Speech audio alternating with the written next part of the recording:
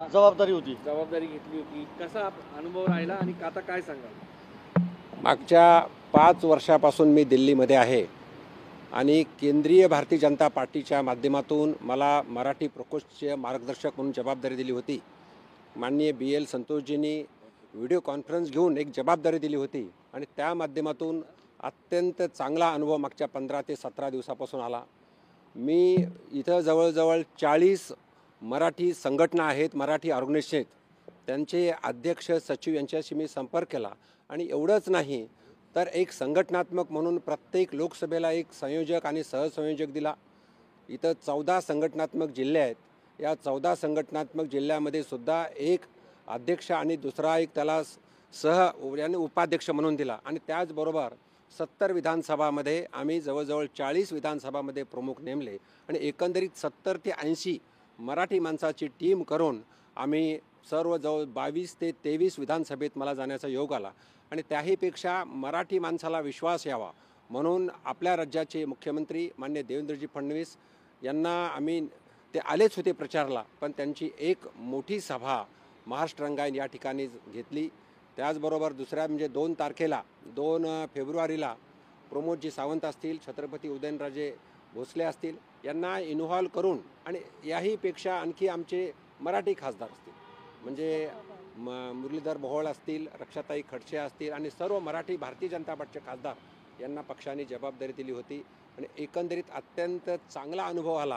पण याचबरोबर थोडं मनामध्ये शल्य राहिलं की एकही मराठी उमेदवार नव्हता. म्हणजे आत्तापर्यंतच्या इतिहासामध्ये या दिल्लीच्या महानगरपालिकेमध्ये 1981 साली एक मराठी माणूस निवडून आला होता, महिला होत्या. त्यानंतर कोणीही मराठी उमेदवार नव्हता. पण आता आमचे कार्यकर्ते ओम लड्डा नाही तर महेंद्र लड्डा आणि नितीन सरदारी चांगलं काम करत आहेत. त्यांच्या माध्यमातून इथं भारतीय जनता पार्टी ही एक मराठी लोकांमध्ये जास्तीत जास्त स्प्रेड कसं होईल त्यासाठी आम्ही काम करणार आहोत. विशेषतः मला एक चांगला सुखद अनुभव म्हणजे मराठी महिलासुद्धा यामध्ये सक्षमतेने होत्या. मनीषाताई असतील, त्याचबरोबर अर्चनाताई असतील, तावडेताई असतील आणि खिलारेताई असतील. त्यांचं पहिलं नाव मला आठवत नाही, पण या 4 महिलांनी खूप चांगलं काम केलं. ज्या वेळेस आमच्या सभा झाल्या त्यावेळेस अगदी बरेच 50-60 कार्यकर्ते ते घेऊन आले. राज ठाकरेंची भेट घेतलेली आहे काही वेळापूर्वी देवेंद्र फडणवीस यांनी. कसं बघता या भेटीकडे तुम्ही? मला त्याबद्दल काहीच कल्पना नाही आहे, पण माननीय देवेंद्रजी फडणवीस साहेब हे महाराष्ट्र राज्याचे मुख्यमंत्री आहेत आणि नॅचरली सर्व नेत्यांशी महाराष्ट्रातले प्रश्न आणि महाराष्ट्रातील जनतेला विविध सुविधा देण्यासाठी नेत्याची त्यांनी भेटणारच आहेत, ते लोक भेटतील. पंकजा मुंडेंनी एक असं विधान केलेलं आहे की गोपीनाथ मुंडेंच्यावर प्रेम करणारी लोक जर एकत्र आली तर एक वेगळा पक्ष तयार होऊ शकतो. मुंडे साहेबांवरती प्रेम करणारे तुम्ही पण एक आहात. तुम्ही हो, मी मुंडे साहेबांवर प्रेम करणारा आहे, त्यांच्याबरोबरच मी आहे. पण मी पक्ष म्हणजे भारतीय जनता पार्टी म्हणून सातत्यानं काम करत आहे. भारतीय जनता पार्टीचा मागच्या 35 वर्षापासून कार्यकर्ता आहे आणि पक्ष संघटनेबरोबर मी आहेच. नाही, मग पंकजाताईंचं याच्यावर काय तुमचं मत? त्यांनी पक्ष काढला, तुम्ही सोबत जाणार की? मी भारतीय जनता पार्टीपर्यंत मरेपर्यंत राहणार आहे. मला पुढं कुठलं पद मिळो न मिळो, भारतीय जनता पार्टीचा सदस्य झालो, भारतीय जनता पार्टीच्या माध्यमातून मी केंद्रात राज्यमंत्री झालो, भारतीय जनता पार्टीच्या माध्यमातून मी खासदार झालो, 2दा महापौर झालो, म्हणून मी भारतीय जनता पार्टीमध्ये राहणार आहे. माझी स्पष्ट भूमिका आहे. एक व्यावसायिक आहे महादेव मुंडे यांची हत्या करण्यात आली, पण अजूनही कुठलीही कारवाई नाही आहे. त्यांच्या पत्नी आज SP ची भेट घेत आहेत. काय सुरू आहे त्यामध्ये? महाराष्ट्र सरकार, महाराष्ट्र शासन योग्य ते कारवाई करेल आणि त्याच्यावर जे पीडितांना न्याय मिळेल. राहुल सोलापूरकरांनी पुन्हा एकदा वादग्रस्त विधान केलंय. डॉक्टर बाबासाहेब आंबेडकर हे ब्राह्मण होते असं म्हटलंय. शिवाजी महाराज अत्यंत चुकीचं विधान सोलापूरकर यांनी केलेलं आहे. या विधानाचा मी तीव्र निषेध करतो.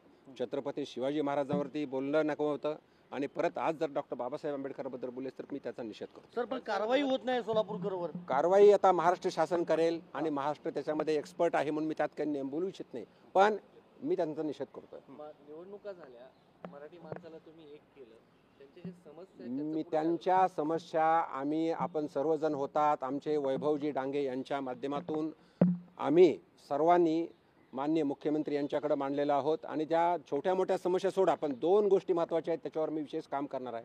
एक, छत्रपती शिवाजी महाराजचा पुतळा, अश्वरूढ पुतळा या दिल्लीमध्ये जागा पाहून आम्ही तिथं लावणार आहोत आणि दुसरं जवळजवळ हजारो विद्यार्थी इथं येत आहेत.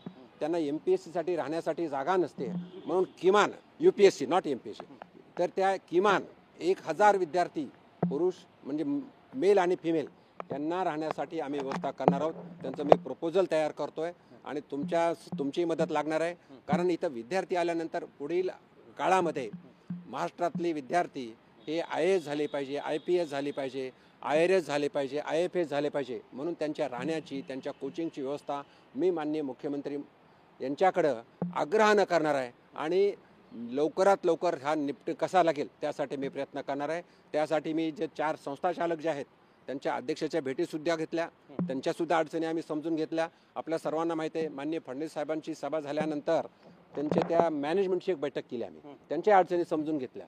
म्हणजे नूतन स्कूल असेल किंवा चौगुले स्कूल असेल, दोन्ही अडचणी आहेत, त्या अडचणी समजून घेतल्या. त्यांची लवकरच माननीय मुख्यमंत्री साहेबांवर मी भेट करणार आहे. थँक्यू. आता सगळ्यांना चहा एकच मिनिट सर, मुख्यमंत्री देवेंद्र फडणवीस हे स्वतःहून राज ठाकरे यांच्या निवासस्थानी जेव्हा जातात आणि मुख्यमंत्री बनल्यानंतर जातात, त्याच्या काय यंत्रणा, काय एक गणित त्याच्याबद्दल लागू मी शकतं? मॅडम मी काहीच टिप्पणी करू शकत नाही आहे, कारण मला विषय माहीत नाही. आणि महाराष्ट्र हे विकसित राज्य करण्यासाठी माननीय फडणवीस साहेब जे करतील ते चांगलंच करतील, हा विश्वास महाराष्ट्रातल्या जनतेला आहे, हा विश्वास कार्यकर्ते म्हणून आम्हाला आहे.